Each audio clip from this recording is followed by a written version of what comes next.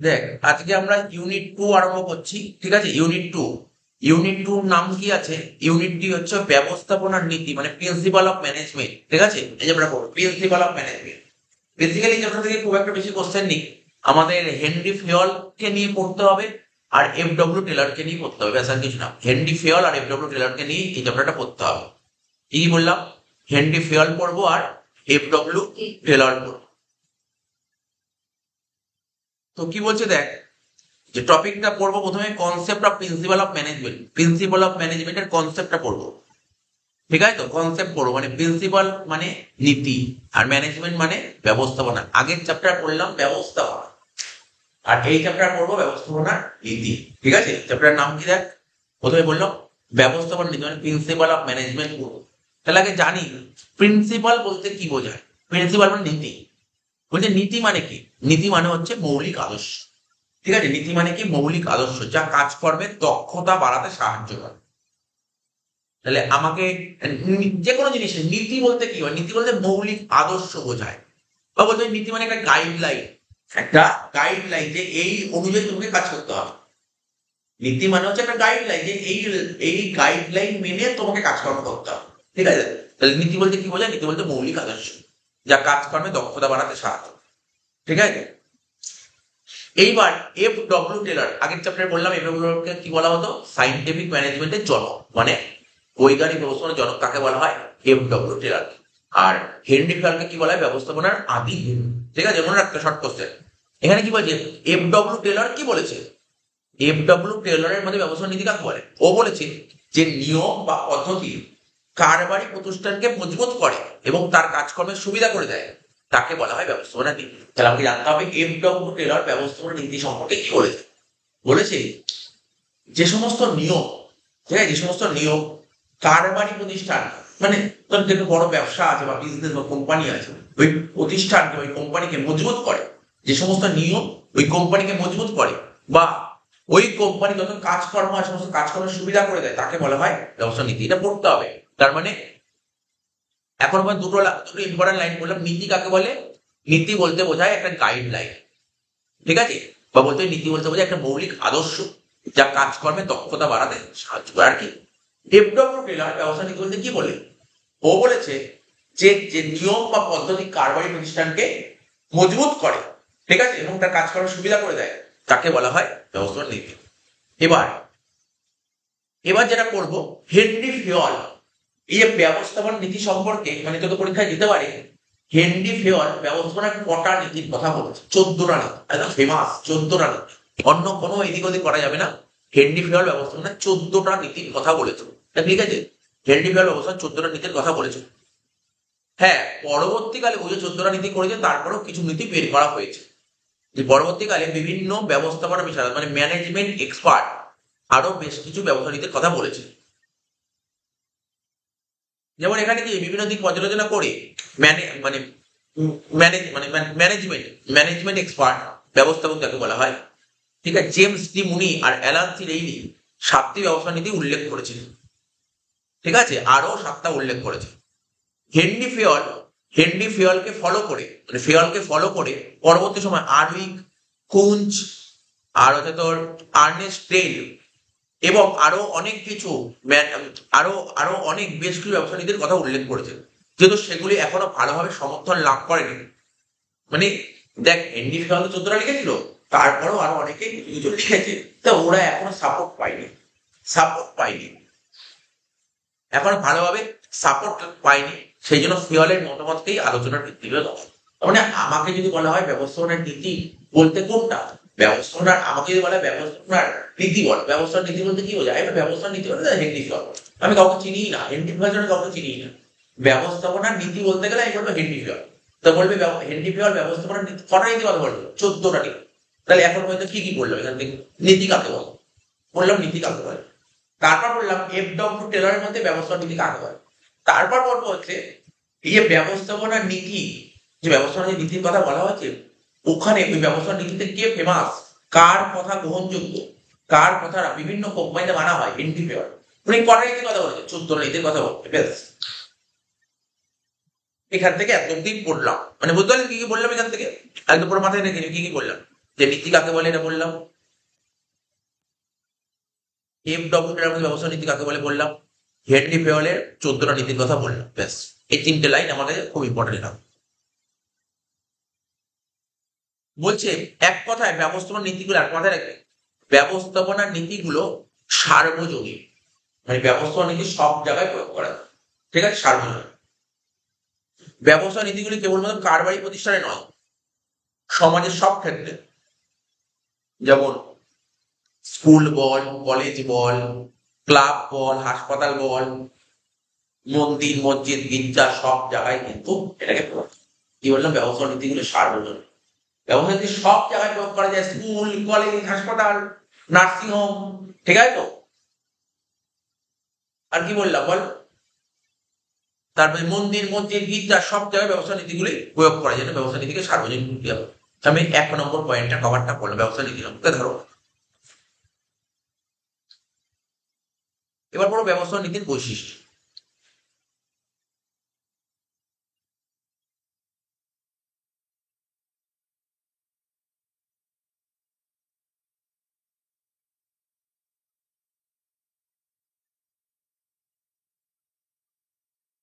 ব্যবস্থা নীতির বৈশিষ্ট্যের মধ্যে, ব্যবস্থাপনা নীতির বৈশিষ্ট্যের মধ্যে কটা পয়েন্ট দেখতে এখানে?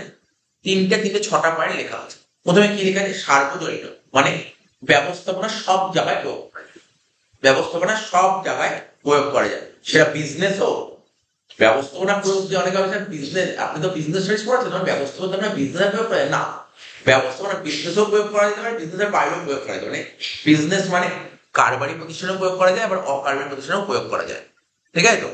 এই যে লিখেছে 1 নম্বর পয়েন্ট কি লিখেছে, ব্যবস্থাপনার নীতিগুলি শুধুমাত্র কারবারি ক্ষেত্রে প্রযোজ্য নয়, অকারবারি সংস্থা যেমন যে কোনো সামাজিক, সাংস্কৃতিক, সামূহিক প্রতিষ্ঠানও প্রযোজ্য। তাই ব্যবস্থাপনাকে সার্বজনীন কর্মপ্রক্রিয়া বলা হয়। তাহলে বিভিন্নতার মধ্যে সামঞ্জস্য বিধান, এটা কি বলেছে? একটা কোম্পানি থেকে বা একটা বিজনেস থেকে মালিকরা কি চায়? লাভ। মালিক কি চায়? লাভ। ঠিক আছে, মালিক কি চায় যে ভাই আমি কি করে লাভ করবো, মালিকের এক্সপেকটেশন কি থাকে বিজনেস থেকে লাভ। শ্রমিকরা কি চায়? শ্রমিকরা কি চায়? শ্রমিকরা কি চায়? ওয়েজেস। শ্রমিকরা চায় ওয়েজেস। আর আমরা মানে তার দোকানে যে সমস্ত কাস্টমার ওরা কি চায়? ওরা চায় ভালো দ্রব্য, কম দামে ভালো দ্রব্য, কম দামে ভালো দ্রব্য। আর সরকার কি চায়? গভর্নমেন্ট চায় ট্যাক্স, গভর্নমেন্ট চায় ট্যাক্স। আর সমাজ কি চায়? সমাজ মানে সোসাইটি কি চায়? সোসাইটি ব্যবসা থেকে কোম্পানি কি এক্সপেক্ট করে? বলছে দেশের উন্নতির জন্য তুমি ডোনেট করো। এই টাটা কোম্পানি বল, রিলায়েন্স কোম্পানি বল, উইপ্রো কোম্পানি বল, সোসাইটির উন্নতির জন্য, সোসাইটির ডেভেলপমেন্টের জন্য এইসব বড় বড় কোম্পানি আছে, তোমরা ডোনেশন দাও, ডোনেশন দাও। তাহলে সমাজ কি করতে পারে? দেশের উন্নতির জন্য কারবারের অনুদান। ব্যবস্থাপনা নীতি এই সমস্ত স্বার্থ সমন্বিত গোষ্ঠীগুলির মধ্যে সুপরিকল্পিত সামঞ্জস্য বিধান, সবার মধ্যে সামঞ্জস্য বিধান। তাহলে পয়েন্ট গুলো মাথায় রাখতে হবে।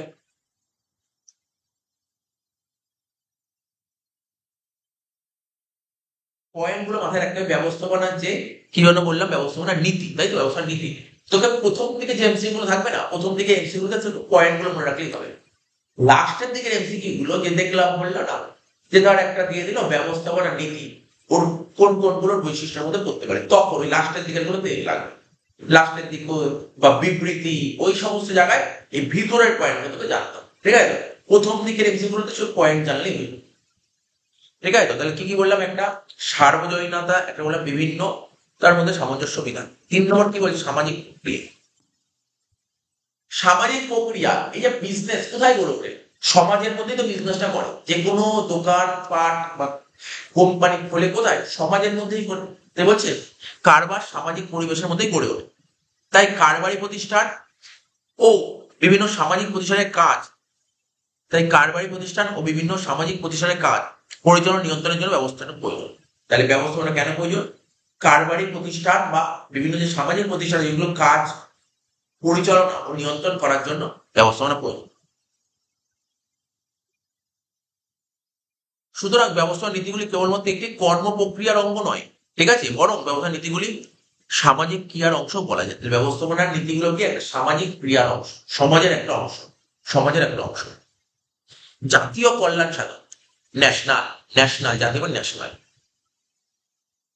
স্বল্প মূল্যে মানে কম দামে, কম দামে স্বল্পতম মূল্যে উৎপাদনের মান বাড়ানো, মানে যে প্রোডাকশন করছিস না তার মানটা বাড়াবো। আমি দাম কম করছি, প্রোডাকশন লো কোয়ালিটি তৈরি করছি, মানে মানে না যে জিনিসটা কম দামে যদি করে তাহলে জিনিসের কোয়ালিটি খারাপ হয়ে যায়। যদি দাম কম হবে কিন্তু প্রোডাকশনের মানটা বাড়াবো, ঠিক আছে, আমি ভালো মানের দ্রব্য তৈরি করবো। আর এটা সম্ভব কখন, যদি ব্যবস্থাপনা যদি ভালো থাকে। কম দামে ভালো দ্রব্য তখনই তৈরি করতে পারবি যদি ব্যবস্থাপনা ভালো হয়, ম্যানেজমেন্ট যদি ভালো হয়। আর্থিক সম্পদের সুষ্ঠু ব্যবহারের দ্বারা ব্যবস্থাপনা মানুষের জীবনযাত্রাকে উন্নত করে। তাহলে কি বলছে, আর্থিক সম্পদের সুষ্ঠু ব্যবহার। সুষ্ঠু ব্যবহার মানে কি বলছে, ভালো ব্যবহার করা।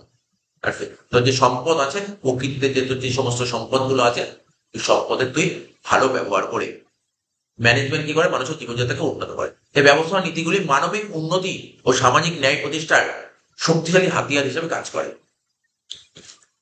তো আগেই বলি যে কলা ও বিজ্ঞানের সংমিশ্রণ, ব্যবস্থাপনা কি, কলা ও বিজ্ঞানের সংমিশ্রণ। বিভিন্ন পরীক্ষা নিরীক্ষার মাধ্যমে ব্যবস্থাপনার যে নীতিগুলি উদ্ঘাটন করা হয়েছে তা একটি বিশেষ জ্ঞান। আর সেই নীতি বা জ্ঞানকে কাজের ক্ষেত্রে প্রয়োগ করা হলো কলা কৌশল। এই বর্তমানে ব্যবস্থা নীতিগুলিকে কলা ও বিজ্ঞানের সংমিশ্রণ করা। করবো কি, ব্যবস্থা নীতিগুলি কলা ও বিজ্ঞানের সংমিশ্রণ। নেক্সট, নেতৃত্ব সৃষ্টি। পিটার এফ ডাকার কি বলেছে, পিটার এফ নেতৃত্ব সৃষ্টির কথা যদি বলি, তো পিটার এফ ডাকার কি বলেছে,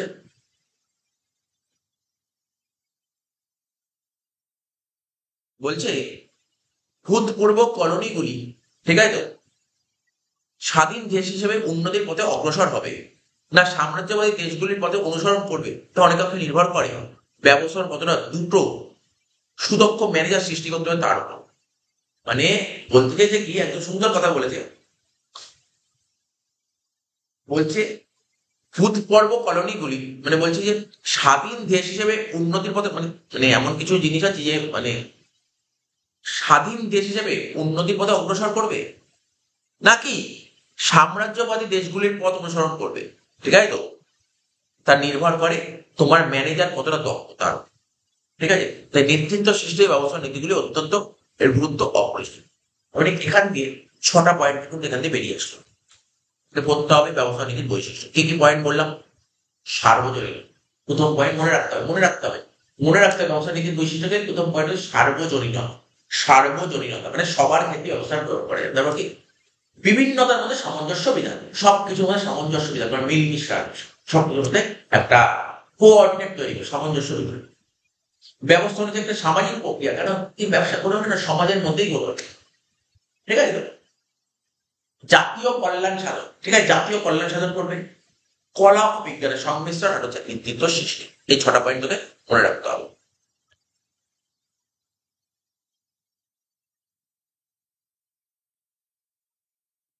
এবার আগেরটা বললাম কি ব্যবস্থা নীতির বৈশিষ্ট্য, এবার বলবো কি ব্যবস্থা নীতির গুরুত্ব বল, প্রয়োজনীয়তা বল, তাৎপর্য বল। অলরেডি আগেই বলেছে যে ব্যবস্থাপনার গুরুত্ব শুধু কি বিজনেসের ক্ষেত্রেই অপরিহার্য, বিজনেস প্লাস অবিজনেস মানে কারবার বা অকারবারি প্রতিষ্ঠান, সবার ক্ষেত্রে কিন্তু ব্যবস্থাপনার গুরুত্ব অপরিসীম। এফডব্লিউ টেলর কিছুক্ষণ আগে কি বললাম, ব্যবস্থা নীতি কাকে বলে, এফডব্লিউ টেলর কি বলেছিল, এফডব্লিউ টেলর বলেছিল ব্যবস্থা নীতিগুলি কি করে, কারবারি প্রতিষ্ঠানকে বা কোম্পানিকে মজবুত করে বা তার কাজকর্মের সুবিধা করে দেয়, ঠিক আছে, এটাই এফডব্লিউ টেলর এটা বলেছিল।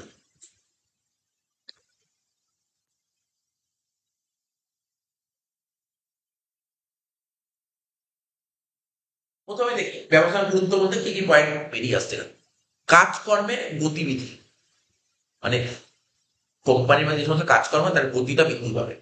যদি ব্যবস্থাপনার অন্যতম নীতি কি জানিস তো, মানে একটু ভালো করে বুঝবো, আমরা এগুলো আস্তে আস্তে পড়বো। ব্যবস্থাপনার অন্যতম নীতিকে কর্ম বিভাজন। তো একটা বিশাল বড় একটা কোম্পানিতে একটা কাজ করতে হবে, একটা কাজ দেওয়া হয়েছে, সেই ওই একটা কাজ ধর একজন এমপ্লয়িকে দেওয়া হলো, ভালো করে বুঝবি, কোনো একটা কাজ যদি একজন এমপ্লয়িকে দেওয়া হয় তাহলে কাজটা করতে তার কি লাগে, প্রচুর সময় লাগবে, একটা কাজ করতে ওর প্রচুর সময় লাগবে, প্লাস ওর ভুল হওয়ার সম্ভাবনা থাকতে পারে, ঠিক আছে। তাহলে কাজটা কি হয়, তোকে আগে দেখতে হবে কোম্পানিতে কাজটা, এবার ওই কাজটা সবার মধ্যে ভাগ করে দেবে, তাহলে কি হবে, অনেকটা তাড়াতাড়ি কাজ হবে। ভুলভ্রান্তিও হবে না। এটাকে কি বলা যাচ্ছে? কর্ম কি বলা হয়? কর্ম বিভাজন। কাজটাকে ডিভাইড করে দাও। এখানে কি বলেছে? মানে আমাকে যদি বলেন না ব্যবস্থাপনা, আমি যখন হ্যান্ডিক্রাফটের নীতিগুলো করবো না, ফার্স্ট পয়েন্টই হলো কর্ম বিভাজন। তো যে বিজনেসের মধ্যে বা কোম্পানির টোটাল যে কাজ আছে না, টোটাল কাজগুলো কতগুলো ছোট ছোট পার্টে ভাগ করা। ঠিক আছে, কাজ খুব ভালো। যেমন ধর আজকে বলছি, ধর তোর বাড়িতে যদি একটা কোনো কাজ হয়, ঠিক আছে, বা বুঝতে পারছিস তো, একটা বাড়িতে একটা কাজ হচ্ছে, তাহলে একজন লোক যদি সেই কাজটা করে, তাহলে কি সেক্ষেত্রে তার কাছে বিভিন্ন প্রেশার পড়বে, ভুল হতে পারে, দেরি হবে। কাজটা যখন 4-5 জনকে ভাগ করে দেওয়া, বড় অনুষ্ঠান হবে, যেমন 4-5 জনকে ভাগ করে দেওয়া, তাহলে কাজটা কি হবে? সুন্দর কাজ হবে। বুঝতে পারি তো? ব্যবস্থাপনার অন্যতম নীতি কি? কর্ম বিভাজন। আর এই নীতি অনুসারে কর্মীদের যোগ্যতা অনুযায়ী, দেখ আমি তাকেই কাজ দেবো ওই কাজটা করতে যার দক্ষতা। এমন একজনকে দিলাম কাজ করতে, সে জানেই না এই কাজটা, ওর নলেজই নেই, তাহলে ও করবে কি করে? আমি তাকেই কাজ করতে দেবো যার যোগ্যতা আছে। ঠিক আছে, যার কোম্পানি বিভিন্ন রকম, তার একজন কোম্পানিতে বিভিন্ন রকমের যোগ্যতা আছে, বিভিন্ন রকমের যোগ্যতা মানুষ থাকে। একজন মানে কি বলবো, ভালো করে শোন, একজন টি শার্ট আমাদের গার্মেন্টস টি শার্টের ও কি করতে পারে? ও কাটিং করতে পারে, ও কাটিং এ এক্সপার্ট, কাটিং এ এক্সপার্ট। এবার ওকে দিয়ে দিল কি করতে? কাটিং এ কিন্তু এক্সপার্ট, বিশাল এক্সপার্ট। ওকে দিয়ে দিল যে না তুমি প্যাকিং করো বা তুমি আয়রন করো। তো মানে ও আয়রনে এক্সপার্ট নয়, আয়রনেও এক্সপার্টই নয়। বুঝতে পারছি? আয়রনও পারেই না, নলেজই নেই আয়রন সম্পর্কে। কাটিং এ মানে যে কাটিং এক্সপার্ট, তাদেরকে কাটিং এর কাজ করতে দাও, তাহলে কোম্পানিতে ভালো কাজ হবে। তাই বলছে এই নীতি অনুসারে কর্মীদের যোগ্যতা অনুযায়ী কাজের বন্টন করা হয়, যার ফলে প্রতিষ্ঠানের কাজকর্মের গতি বৃদ্ধি পায় এবং সামগ্রিকভাবে প্রতিষ্ঠানের উৎপাদনশীলতা বৃদ্ধি হয়। প্রোডাকশন বাড়ে, প্রোডাকশন বৃদ্ধি, এতে প্রোডাকশন বাড়ে। বুঝতে পারছি ব্যাপার কি? নর্মালি তুই ভাব, আজকে ধর দেখবি অনেকে, দেখবি লোকালে অনেকে কারখানা করে, কি কারখানা? গেঞ্জির কারখানা করে, গেঞ্জির কাপড় কাপড় তৈরি হয়। ধর হয় না, দেখবি ধর স্যান্ডো গেঞ্জি তৈরি হচ্ছে, ঠিক আছে তো? এইবার ওখানে কি হবে? গেঞ্জির কাপড় আনা হয়, কাপড় কেউ কাটিং করে, ঠিক আছে, কেউ মেশিনে কাজ করে, ঠিক আছে, কেউ প্যাকিং করে, কেউ আয়রন করে, বিভিন্ন কাজ আছে। এবার একজনকে সব কাজ করতে দেওয়া হয়, যে ভাই তুই কাটিং করবি, ঠিক আছে, তুই মেশিন চালাবি, ঠিক আছে, তুই আয়রন করবি, তুই প্যাকিং করবি, সব কাজ তুই করবি। তাহলে তো কাজ তো প্রচুর দেরি হবে, কাজ ভালো হবে না। দেখা গেল ওই লোকটা, দেখা গেল ও ও মেশিন চালানোতে এক্সপার্ট, বাকি কাজ করতে পারে না। তাহলে কি করে হবে? বুঝতে পারছিস তো? এটা যে, তাহলে আমি যে বললাম এই নিয়মটা মানতে পারলে কর্ম বিভাজন হলে কিন্তু কাজের গতি বাড়ে। তারপর কি বলে? কাজ করা সহজ।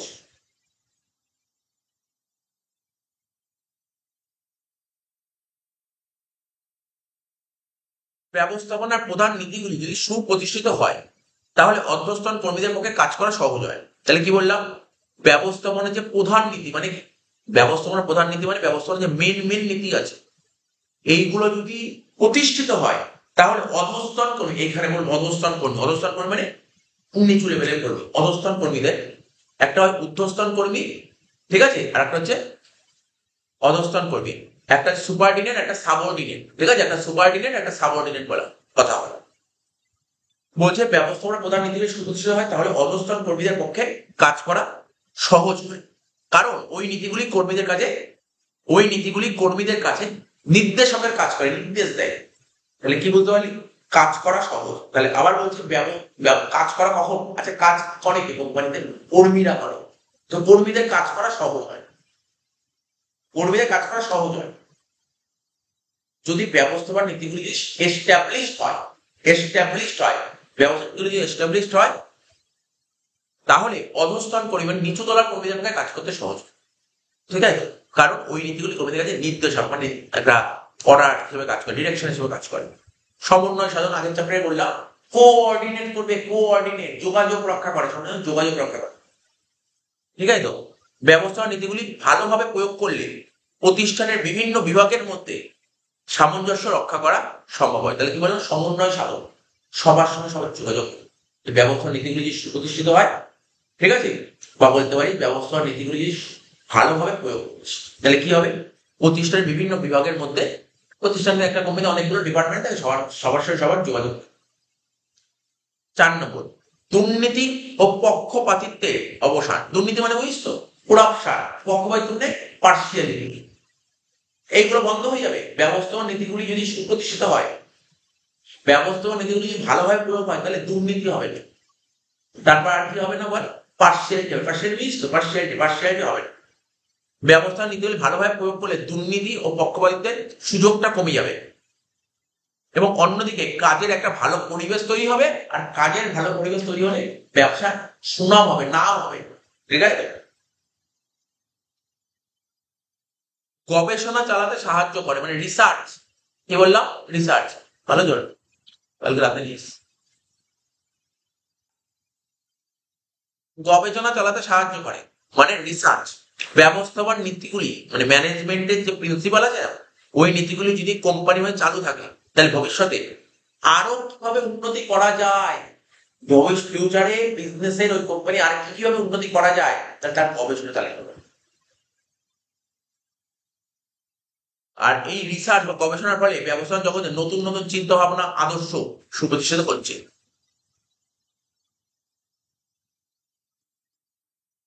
সামাজিক উদ্দেশ্য পূরণ। এবার কি বলছে, সামাজিক উদ্দেশ্য পূরণটা, ব্যবস্থাপনা কি, ব্যবস্থাপনা তো তোর সমাজেরই একটা অংশ, তাই সমাজ থেকেই ব্যবস্থাপনা তার প্রয়োজনীয় উপাদান সংগ্রহ করে। ঠিক আছে, মানে ব্যবস্থাপনা করতে গেলে, ম্যানেজমেন্ট করতে গেলে তোকে বিভিন্ন জিনিস লাগবে, সেই জিনিসগুলো কোথা থেকে জোগাড় করবে, সমাজ থেকেই জোগাড় করবে। কর্মী কোথা থেকে জোগাড় করবে, সমাজ থেকে জোগাড় করবে। কাঁচামাল কোথা থেকে সমাজ থেকে জোগাড় করবে। আবার উৎপাদিত পণ্য, আবার ওই যে পণ্যগুলো তৈরি হয়, সেগুলো আবার পণ্যগুলো কোথায় বেচা হবে, সমাজেই বেচা হবে। বুঝতে পারছিস তো, তুই তোর যা দরকার সেইগুলো তুই সমাজ থেকে নিবি, আবার ওই জিনিসগুলো কি তুই যে জিনিস তৈরি করবি, সেই জিনিসগুলো সমাজেই বেচবি। সরবরাহ করা মানে বেচার কথাই বলা হচ্ছে। সুতরাং ব্যবস্থাপনা নীতিগুলি ভালো প্রয়োগের মাধ্যম ওপরই সমাজের উন্নতি নির্ভর করে। তাহলে এখানে কি কি বললাম, ব্যবস্থাপনার নীতির কি বললাম, বৈশিষ্ট্য বললাম, তাই তো প্রথমে, তারপর বললাম গুরুত্ব বললাম। 4 নম্বর বলছে ব্যবস্থাপনা নিতে কিছু কিছু অসুবিধা দেখা যায়। অসুবিধা, 4টে অসুবিধা আছে, অসুবিধাগুলো পয়েন্টগুলো পড়া। বাস্তব অর্জিত, কি বললাম, বাস্তব অর্জিত। বুঝলি, ব্যবস্থা নীতিগুলি অধিকাংশ ক্ষেত্রে বাস্তব অর্জিত। যেমন উদাহরণটা, কর্ম বিভাজন নীতি অনুযায়ী কাজের সূক্ষ্মাতি সূক্ষ্ম বন্টন সম্ভব নয়। মানে কাজের যে বিভাজন আছে না, এই নীতি অনুযায়ী কাজটা অত বন্টন করা সম্ভব নয় কর্মবিভাজন অনুযায়ী। যদি বিভাজন অতিমাত্রায় হয়, তাহলে কর্মীদের মধ্যে অলসতা দেখা দেয়। যদি বিভাজনটা অতিমাত্রায় হয়, তাহলে কর্মীদের মধ্যে একটা অলস ভাব চলে আসে, একটু অলস ভাব চলে আসে। স্থানান্তর, বিভিন্ন সংস্থা বা সংগঠনের সমস্যার প্রকৃতি, মানে বিভিন্ন কোম্পানির সমস্যা বিভিন্ন রকমের হয়। ঠিক আছে, তাই কোনো একটি সংগঠন থেকে অন্য একটি সংগঠনে ব্যবস্থা নীতিগুলি স্থানান্তর করা খুব অসুবিধাজনক। পরস্পর বিরোধী, সূক্ষ্মভাবে বিচার বিশ্লেষণ করলে দেখা যায় যে ব্যবস্থাপনার অনেক নীতি একজন আরেকজনের সঙ্গে বিরোধিতা করে, পরস্পর বিরোধী। ত্রুটিপূর্ণ, পরিবর্তিত পরিস্থিতির সঙ্গে খাপ খাওয়ানোর জন্য অনেকেই নমনীয়তার দোহাই দিয়ে এমন সব কাজ করা হয় যেগুলো নীতি বিরুদ্ধ। মানে অনেক কাজ করা হয়, নীতির বাইরে এসেও অনেক কাজকর্ম করা হয়। দেখে নিবি এটা। এইবার যে কোশ্চেনটা পড়বো, এটা পার্থক্য, উদ্দেশ্য ও নীতির মধ্যে পার্থক্য। ব্যবস্থাপনা উদ্দেশ্য নীতির মধ্যে পার্থক্য। দেখ, নীতি অলরেডি বলে দিই ব্যবস্থা নীতি কাকে বলে। হেনরি ফ্যাল কি বলেছিল, সরি এপ্রোপ্রিয়েট কি বলেছিল, ব্যবস্থাপনার নীতি বলতে কি বোঝায়, যেটা প্রতিষ্ঠানের কাজকর্মকে মজবুত করে, ঠিক আছে, আর কাজ করার সুবিধা করে দেয়। ভুলে যাবে, কার্মিক প্রতিষ্ঠানকে মজবুত করে এবং তার কাজ করার সুবিধা করে দেয়, ব্যবস্থা নীতি বলে। এটা কে বলেছিল, এটা এপ্রোপ্রিয়েট বলেছিল। আর উদ্দেশ্য কাকে বলে, উদ্দেশ্য বলতে প্রতিষ্ঠানের নিজস্ব লক্ষ্যে পৌঁছানো। আজকে আমার একটা উদ্দেশ্য আছে যে না, আমাকে ওইটা অ্যাচিভ করতে হবে, একটা লক্ষ্যে পৌঁছানো। উদ্দেশ্য বলতে বোঝায় কোম্পানিকে নিজস্ব লক্ষ্যে পৌঁছে দেওয়া, বা প্রতিষ্ঠানের যে উদ্দেশ্য গঠিত হয়েছে তা পূরণ করার ব্যবস্থা। উদ্দেশ্য বলতে হবে, উদ্দেশ্য কি বলতে কি বোঝায়, প্রতিষ্ঠানকে নির্দিষ্ট লক্ষ্যে পৌঁছে দেওয়া। প্রতিষ্ঠানের যে একটা লক্ষ্য আছে, গোল আছে, ঠিক আছে, ওই গোলে পৌঁছে দেওয়া। গোল, আজকে তোমার লক্ষ্যটা কি, তোমার গোলটা কি, সেটাকে পৌঁছে দেওয়া। বা যে কোম্পানিটা যেই উদ্দেশ্যে গঠিত হয়েছে সেটা পূরণ করা, এটা হচ্ছে উদ্দেশ্য, লক্ষ্য। ব্যবস্থাপনার উদ্দেশ্য কি? এইবার তো বললাম কি করা। আজকে ধর একটা টাটা কোম্পানি খোলা হয়েছে, ওর লক্ষ্যটা কি, গোলটা কি? লক্ষ্যটা পূরণ। ওর গোলটা কি মানে বুঝতে পারছিস তো? প্রতিষ্ঠানের লক্ষ্য পূরণ করাই হচ্ছে মানে টাটা কোম্পানির যে লক্ষ্যটা আছে, গোলটা আছে, ওটাকে ফুলফিল করা, ওটাকে অ্যাচিভ করা হচ্ছে ব্যবস্থাপনার উদ্দেশ্য। আর ব্যবস্থাপনার নীতি কি? ব্যবস্থাপনার নীতি হলো লক্ষ্যটা পূরণ করার জন্য পথটা দেখানো। লক্ষ্যটা পূরণ করতে হবে, ভালো করে বোঝ। টাটা কোম্পানির লক্ষ্য আছে, এটা করতে হবে, কিন্তু ওই লক্ষ্যটা করার জন্য মানে ওই গোলটা অ্যাচিভ করার জন্য ওই জায়গাটাতে পৌঁছতে হবে। তাই লক্ষ্য পূরণ করার পথ দেখানো যে এইভাবে তুমি তোমার লক্ষ্যটা পূরণ করতে পারবে। নির্ধারণকারী। ব্যবস্থাপনার উদ্দেশ্য নির্ধারণ করে কি? হ্যাঁ, ম্যানেজমেন্টের উদ্দেশ্যকে তৈরি করে টপ লেভেলের ম্যানেজাররা। টপ লেভেল কারা তৈরি করে ব্যবস্থাপনার উদ্দেশ্য? টপ লেভেলের ম্যানেজাররা। আর ব্যবস্থাপনার নীতিকে নির্ধারণ করে সমস্ত লেভেলের ম্যানেজাররা, সমস্ত লেভেল। তারপর নীতি কারা তৈরি করে? সমস্ত লেভেল। আর ওটা কারা তৈরি করে? Top level. বিরোধ।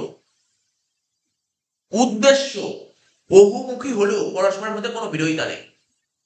আজকে টাটা কোম্পানির একটা তো উদ্দেশ্য বা লক্ষ্য আছে, বলছে উদ্দেশ্য আলাদা আলাদা হতেই পারে।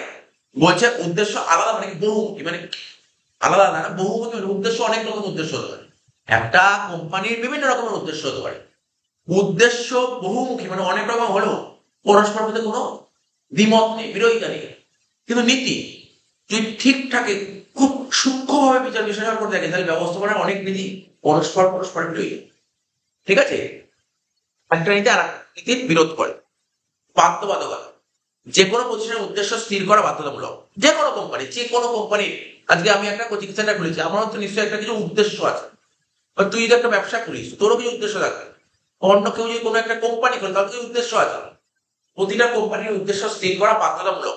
উদ্দেশ্য ছাড়া প্রতিষ্ঠান চলতে পারে। আজকে তার যে কোনো একটা কোম্পানি খুলেছে, তোর তো একটা উদ্দেশ্য যে আমি এই উদ্দেশ্যে খুলবো।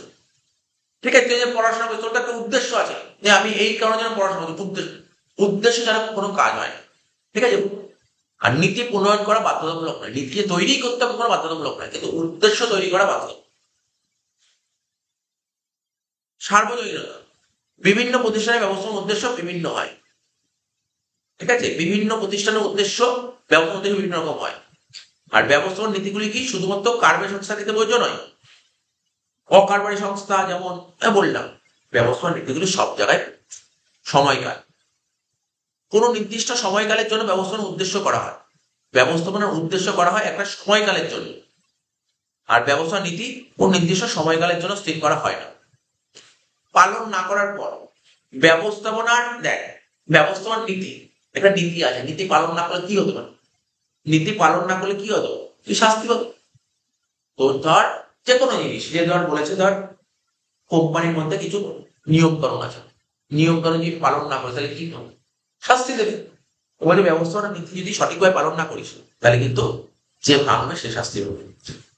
আর উদ্দেশ্য কথা যদি বলি, ব্যবস্থাপনার উদ্দেশ্য সঠিকভাবে ফলপ্রসূ করার চেষ্টা না করলে ভবিষ্যতে খারাপ হতে পারে, শাস্তি হবে, খারাপ হবে।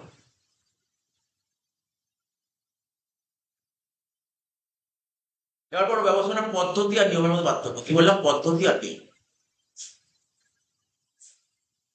ব্যবস্থাপনার নিয়ম কি?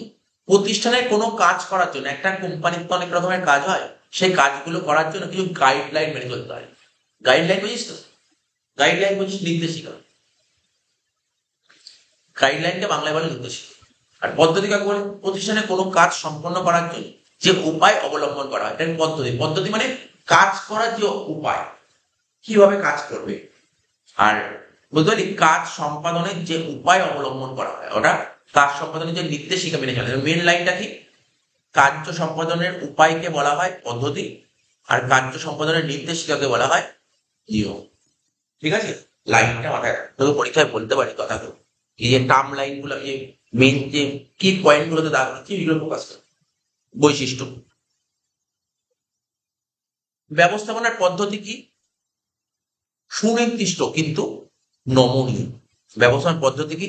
সুনির্দিষ্ট। পদ্ধতি সুনির্দিষ্ট আছে কিন্তু নমনীয়। আর ব্যবস্থাপনার নিয়ম, নিয়ম যেহেতু নীতির উপর প্রতিষ্ঠিত, তাই এটি অনমনীয়। তার মানে কি বলতে পারি? ব্যবস্থাপনার নিয়মগুলো কি? অনমনীয়। আর পদ্ধতি নমনীয়। আচ্ছা, ফলো না করলে কি হবে, বলছে অনুসরণ না করার ফলো না করলে কি হবে, ব্যবস্থাপনার যে পদ্ধতি আছে, তোকে তো পদ্ধতি বলেছে এইভাবে কাজ করতে হবে, যদি ওইটা যদি ফলো না করিস তাহলে কি হবে, ফলো না করলে প্রতিষ্ঠানের যে একটা সফল হতো, প্রতিষ্ঠান যে সফল হতো, সফল হতে গিয়ে বাধা হয়, সফল হতে বাধা হয়। আর নিয়ম না মানলে কি হবে, প্রতিষ্ঠানের ক্ষতি হবে। ঠিক আছে, তার মানে পদ্ধতির কথা যদি বলি, পদ্ধতি যদি অনুসরণ না করিস তাহলে কি হবে, আর নিয়ম না মানলে কি, পদ্ধতি অনুসরণ না করলে তোকে বলেছে এইভাবে কাজটা করতে হবে, তুই যদি ওইভাবে কাজ না করিস তাহলে কি হবে, ওইভাবে কাজ করলে এই সময় তুই সাকসেসটা পেয়ে যাবে। তো ওইভাবে কাজ না করলে সাকসেস পেতে কি হবে, একটু সময় লাগে। আর নিয়ম না মানলে প্রতিষ্ঠানের ক্ষতি হতে পারে। শাস্তি, পদ্ধতি সঠিকভাবে পালন না করলে কর্মীকে কারণ দেখাতে বলা হয়। দেখ, তোকে বলেছে এইভাবে কাজটা করতে, তুই ওইভাবে কাজ করতে না পারিস, না করিস, তখন বলতো তুমি কেন এইভাবে কাজ করনি, কোনো শাস্তি দেবে, শাস্তি দেবে। আর নিয়ম যদি সঠিকভাবে পালন না করিস, প্রতিষ্ঠানের নিয়ম আছে, ধর প্রতিষ্ঠানের নিয়ম আছে যে প্রতিষ্ঠানের মধ্যে মানে কোম্পানিতে কাজে ঢুকলে এই যে তোমাকে 10টার মধ্যে কাজে ঢুকতে হবে, মানে কিছু নিয়ম কানুন আছে। এর মধ্যে লেখা থাকে, যদি অনেক জায়গায় লেখা থাকে মানে যে অফিস যে সেন্টার, ওখানে তুমি কোনো স্মোকিং করতে পারবে না, মানে এরকম আরো অনেক কিছু রুলস এন্ড রেগুলেশন থাকে। সমস্ত কিছু এইগুলো নিয়মগুলো মানতে হবে। তুমি যদি এই সমস্ত নিয়ম না মানো, ঠিক আছে, তাহলে তোমার শাস্তি হবে। হয় না, স্কুলের মধ্যে একটা নিয়ম আছে যে তোর 11টার মধ্যে স্কুলে ঢুকতে হবে, তো 11টার পরে ঢুকলে তোর একটা শাস্তির মতো ব্যবস্থা করবে, সে ছোট শাস্তি হোক বড় শাস্তি হোক। তো স্কুল কি স্কুলে তুই একটা স্টুডেন্ট হিসেবে টিচারদের সঙ্গে কেমন বিহেভ করতে হবে, এগুলো সমস্ত নিয়ম কানুনের মধ্যে আছে। ঠিক আছে, তো নিয়ম কানুন না মানতে হবে, তোকে স্কুল ড্রেস পরে যেতে হবে, যে ঠিক আছে তো, তারপর স্কুল ড্রেসের সঙ্গে যে শু পরে যেতে হয়, শু না পরে গিয়ে তুই হয়তো পরে চলে গেছিস, আমি বলছি আর কি এরকম কথা। বা স্কুলের যে মানে আই কার্ড ওটা নিয়ে যেতে হবে। তো এইগুলো নিয়ম কানুন আছে, নিয়ম কানুন না মানলে শাস্তি আছে। ভিত্তি, পর্যবেক্ষণ লব্ধ জ্ঞানের উপর ভিত্তি করে পদ্ধতি নির্ধারণ করা হয়। একটা কোম্পানিতে কাজ কিভাবে হবে না, তার একটা পদ্ধতি আছে, ওই পদ্ধতি একদিনে আসে, ও অনেকদিন ধরে অবজার্ভ করেছে যে না এইভাবে কাজ করলে আমি কোম্পানিতে কাজটা হবে। পর্যবেক্ষণ লব্ধ মানে কি বলছে, অবজার্ভ করে। আর পারিপার্শ্বিক অবস্থা ও সাধারণ জ্ঞানের উপর বেস করেই কিন্তু নিয়ম নির্ধারিত হয়। নিয়মটা কিভাবে তৈরি হয়, পারিপার্শ্বিক অবস্থা ও সাধারণ জ্ঞানের উপর নিয়ন্ত্রণ। বিভিন্ন উপায়ের মধ্যে পদ্ধতি একটা, ঠিক আছে, তাই পদ্ধতি নিয়ন্ত্রণের সঙ্গে প্রত্যক্ষভাবে যুক্ত নয়, আর নিয়মটা নিয়ন্ত্রণ যোগ্য। ঠিক আছে, আজকে যদি পড়ো, কারণ এরপরে না হেনরি ফয়েলের 14টা নীতি পড়লে শেষ হবে না, মানে অনেক টাইম লাগে হেনরি ফয়েলের 14টা নীতি পড়ে। ঠিক আছে, হেনরি ফয়েলের 14টা নীতি পড়তে অনেক টাইম লাগে। হ্যাঁ বল, হ্যাঁ 14টা নীতি, 14টাই করতে হবে তোকে। 6টা পয়েন্ট পড়ালাম, আর কি আছে এখানে, পরের দিন হেনরি ফয়েলের 14টা নীতি স্টার্ট করো।